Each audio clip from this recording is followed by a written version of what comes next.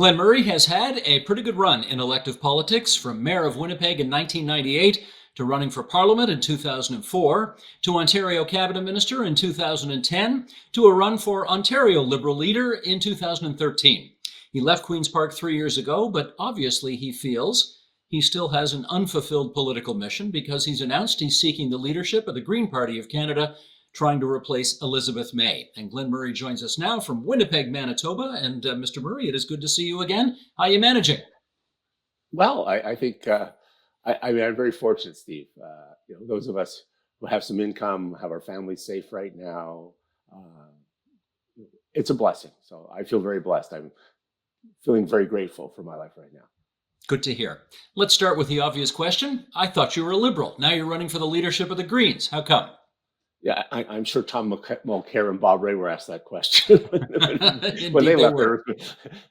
I think there's some evidence today that by geography, by time, by level of government, parties have represented different things, and even people who are in the middle of the life of parties, in any sense of the word you want to take that with, when they rise, they find an alignment to a different party. And if you're someone like me, who worked very closely with Kathleen Wynne and Dalton McGuinty, on everything from cap and trade and zero waste to the universal minimum income project, or what we call a guaranteed livable income in the Green Party. There's a very strong alignment between what I've always been working on as a mayor, as an Ontario cabinet minister, with where the Greens are at now. There is no other party that I feel so much in common with, or so trusting of, and so comfortable with the values and the process as well as the substance. So it's kind of a natural fit, I think, for me at this point, and very consistent with most of my priorities throughout my public life.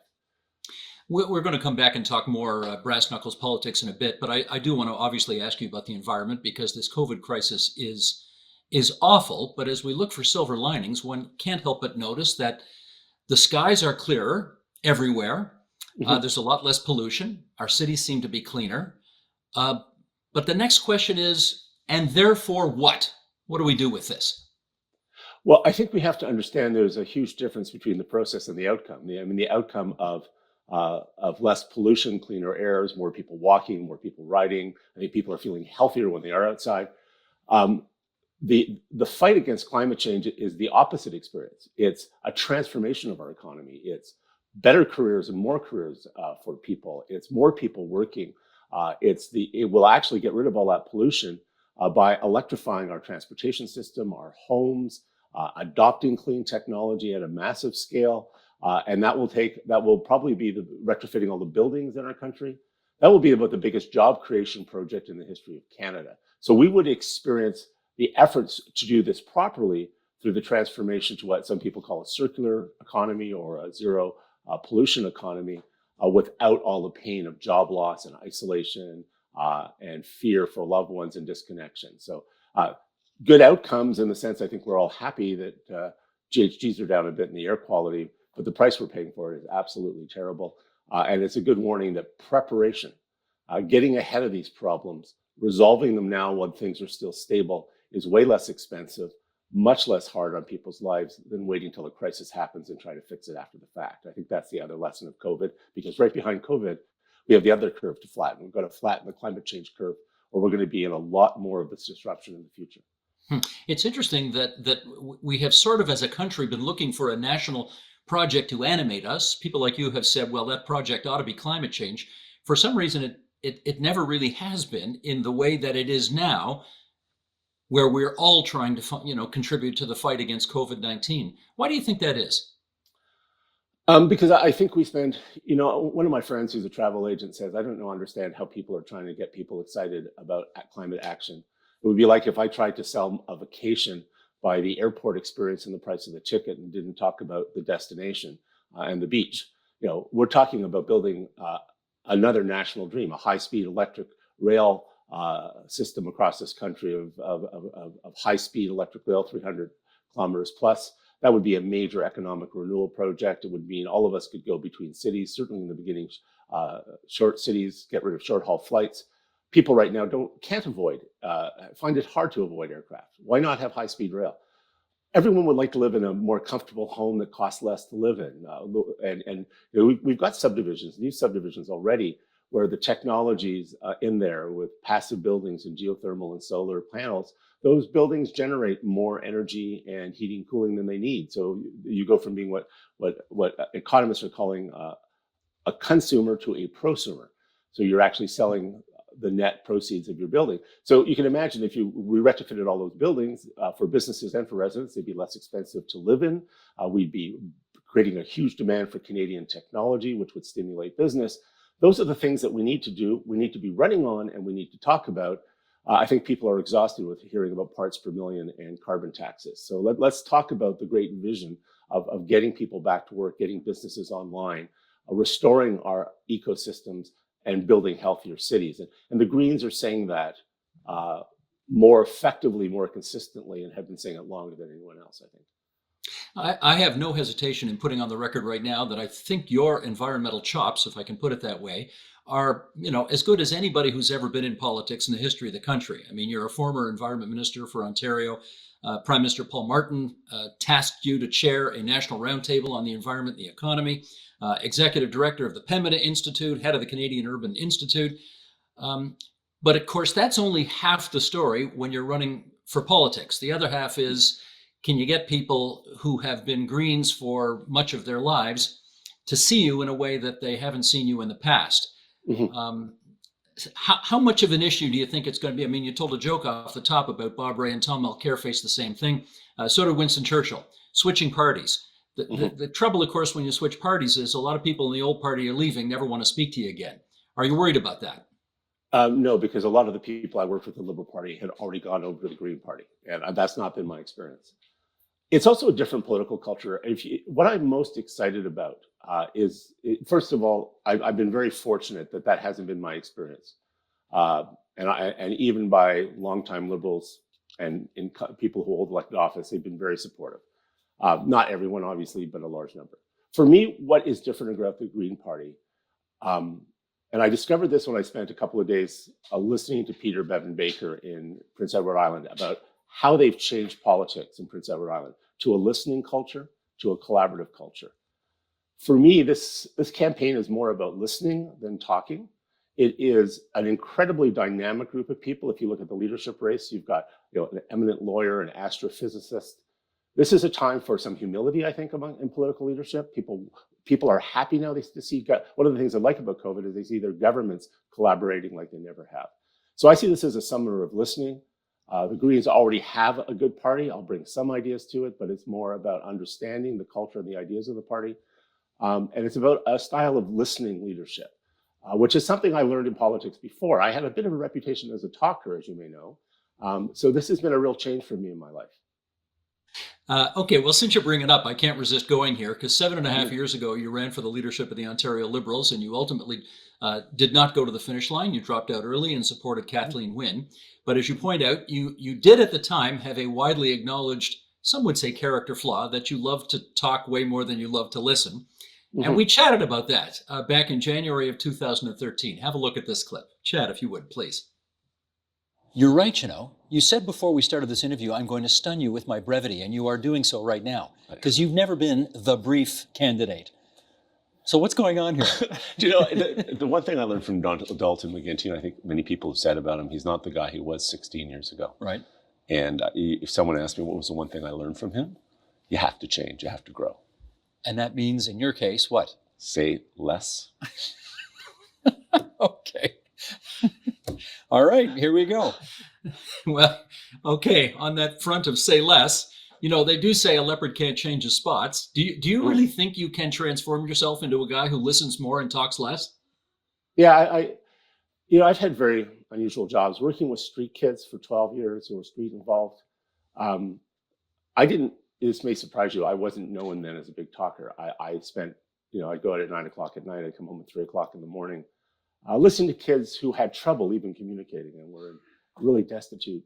And one of the other things Dalton says, you can find the secrets to your future in your past. And so it's not always easy for me. And when you're a cabinet minister, especially when you got hard portfolios like I had, you have to do a lot of talking. You get limited bandwidth. You're competing with the opposition. You're trying to get messages out. Being the leader of the Green Party is a very different thing. It's as facilitative as it is anything else. and you've got a grassroots movement and a high level of participatory democracy. So that to me is actually exciting. I don't think it's as exhausting as a conventional political model for leadership. You know, I think as recently as 4 or 5 months ago, you were telling people that you had absolutely, adamantly no interest in doing this. And yet here you are. So what's changed? 6-year drought in Syria, climate related, 8.6 million refugees. Many of them are neighbors of mine in Toronto. Fires in Australia that burnt down somewhere between 20 and 25% of the forests. A collapse of the climate change GHG reduction efforts in Canada in some extent. We just jumped 15 megatons. When I left politics, Ontario and Quebec were heading for 40%, close to 40% greenhouse gas reductions. I had this great partnership with my friend David Hertel. There was a great deal of optimism in the country. I've seen it was your equal number in Quebec. Yeah, and a colleague of mine now in wanting to come to the Green Party, he's working with me in this project of trying to build this participatory democracy. That's all different now, and a lot of people phone me and say it's time for you to get back into it. We have to get things back on track quickly. I don't plan on being the leader of the Green Party in 10 years, maybe not even in 5. There's a lot of young, enthusiastic people there. I want to help them take some of the political experience I had in getting elected in different places. Bring that energy and bring that some of that knowledge to support what I think is a highly participatory party. So that's where I see it going. I'm very excited about it. I think it's going to be one of the most exciting times in Canadian politics. I think I remember. You're born in Montreal, aren't you? Oui, je suis né à Montréal. J'ai passé ma jeunesse in Montréal. I was okay. That answers my next question. How's your French? I would say it has been close to fluent. I would say it's functional now. It's a personal priority of mine to get it back up. My friendship with David Hertel has extended to him becoming my political French professor of late. It's been very humbling, but I'm very confident I'll have it up to fighting speed soon. It's functional now. You saw it when I was cabinet minister. It wasn't bad. It's an area I'm working on. I think the first time I met you was probably more than 20 years ago when I interviewed you for my first book, and you were the mayor of Winnipeg at the time. Yeah. And I think, if memory serves, you were the first openly gay mayor of any big city in North America. In the world. In the world, okay. Yeah. It's with that in mind that I ask this next question. Have we ever had an openly gay National Party leader in Canadian history? I can't think of one, but you tell me. I don't know. Canadian history, most gay, lesbian, transgender people to survive in Canadian history did not come out. So it's quite possible we may have. But not openly gay.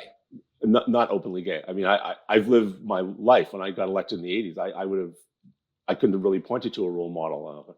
Raymond Blain, who was the city councilor of Montreal, maybe. Harvey Milk, and he was shot 11 months after getting elected in San Francisco.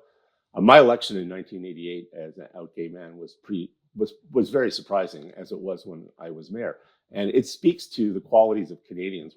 People did not think Winnipeg would be the first place to do it. But if you're really honest with people, you're authentic, you're real, they'll trust you. And people need politicians they can trust now. And need politicians that can listen to them, hear them, lift up their voices. It's why I wanted to ask you the question. Would it be a big deal to you to become the first openly gay national leader of a political party in Canadian history? No, it wouldn't.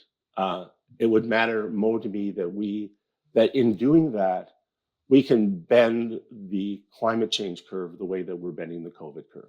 That we can get down to what everyone understands is a 7-8% reduction per year. That we actually get on a trajectory that we leave a livable planet for our children. Right now, we're probably the first generation that has put the future of the next generation at risk. Our parents didn't do that. Our grandparents didn't do that. And to me, there's a sacred bond between generations, that you leave your children as prosperous and healthy a world as you inherited from your parents. That is what really drives me. And I'm also in a race with some remarkable candidates who represent the diversity in both age, shape, form, race, nationality, ethnicity, faith. And we face a lot of systemic misogyny, racism in the society. But one of the things about the Green Party, it's fighting it openly, but it's fighting it in its ability to attract a diverse, creative leadership. Each of us has something in our history that would probably make us an unconventional candidate. You just mentioned what mine has been. And I think as much as I've been successful in changing the dialogue, I think my colleagues are also changing the dialogue within many other communities about many other human characteristics that may have been barriers to leadership and still are in some ways. But this party is breaking those ceilings faster than any other party, I think. The tricky part about all this right now, of course, and Joe Biden is learning this, and Peter MacKay and Aaron O'Toole and the others running for the conservative leadership, it's really hard to mobilize interest, people, money, get attention when you really can't have political events. My goodness, Glenn, Yeah. you can't even shake hands with anybody. So Yeah. how are you going to do it between now and October when your party chooses its leader? I, you know, one of the things that surprises my friends is, and I have to have a day job. I'm very excited. I'm working in incredible green software companies that are developing this amazing technologies. You and I are experiencing how we communicate when we have to be at least 2 meters apart and more. There's a really interesting opportunity for dialogue, for listening, for communication. I always say that, I don't think there's only 22 or 25,000 Greens in this country. That's how many members we have. I'm going to guess there's a few 100,000. And so part of this is also listening. It's also building. I mean, this actually may have a bit of a silver lining in it for us. In our last 30 seconds here, you've left politics, I think, a couple of times in the past, at least a couple of times in the past. Mhm. And yet, it's interesting. You keep coming back. And there are a lot of people who think politics is disreputable and a waste of time. And yet you keep coming back. And I wonder if you could tell them why. It's public service, and it's always been public service. When I was working at a health center, working in the AIDS crisis with marginalized kids, I was doing public service. I was trying to improve the conditions in my community to make it safe and more livable for more people, more prosperous. The Canadian Urban Institute, when I was in the private sector, it's all about what is the most effective way that you can create the change that's most needed in your society and create the greatest amount of hope and safety and prosperity for people. I don't think conventional political parties can do that right now.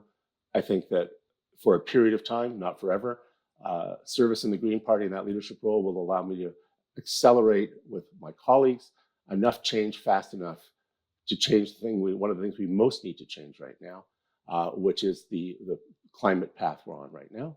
And the other thing that's very important to me was an opportunity to take what we started in Ontario and build a guaranteed livable income for all Canadians so we have resilience for our families and our communities. That's all about public service. Guaranteed livable income has the same outcome as working with street kids 30 years ago on the streets of Winnipeg. It's taking care of your friends. It's taking care of your neighbors. Well, Glen Murray, welcome back to politics, and I'll see you on the hustings, whatever that means in a COVID-19 era. Thanks for joining us on TVO tonight. Thanks, Steve, to you and your listeners. Stay safe and love each other from 2 meters apart. Take care. To you too. The Agenda with Steve Paikin is brought to you by the Chartered Professional Accountants of Ontario. CPA Ontario is a regulator, an educator, a thought leader, and an advocate. We protect the public. We advance our profession. We guide our CPAs. We are CPA Ontario. And by viewers like you. Thank you.